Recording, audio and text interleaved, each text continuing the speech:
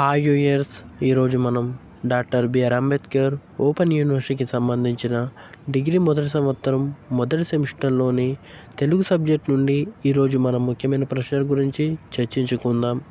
ముందుగా మనం మొదటి భాగం భాష, లిపి, వర్ణమాల నుండి మనం షార్ట్ క్వశ్చన్స్ గమనించినట్లయితే లిపి పరిణామం, ప్రాధాన్యత వివరించండి.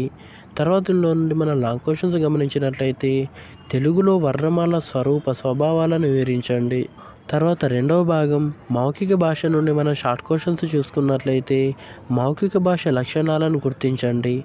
తర్వాత నుండి మనం లాంగ్ క్వశ్చన్స్ చూసుకున్నట్లయితే మౌఖిక భాష గొప్పతనాన్ని తెలపండి. తర్వాత మూడవ భాగం లిఖిత భాష నుండి షార్ట్ క్వశ్చన్స్ ఏమీ అవసరం లేదండి.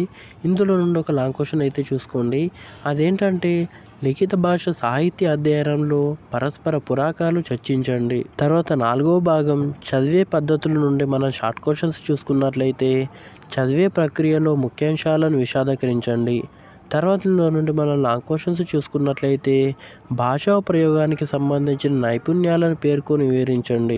తర్వాత ఐదవ భాగం రాసే అలవాట్లు సమస్యల నుండి మనం ఒక షార్ట్ క్వశ్చన్ అయితే చూసుకుందాం. అదేంటంటే లిపికి ధ్వనికి మధ్య ఉన్న సంబంధాన్ని వివరించండి. ఇక చివరి ఆరవ భాగం నిఘంటువు నుండి మనం షార్ట్ క్వశ్చన్స్ చూసుకున్నట్లయితే నిఘంటువులలో దొరికే సమాచారాన్ని తెలపండి. తర్వాత నుండి మనం లాంగ్ క్వశ్చన్ చూసుకున్నట్లయితే నిఘంటువు ప్రయోజనాన్ని, దాన్ని చూసే విధానాన్ని సోదాహరణంగా వివరించండి.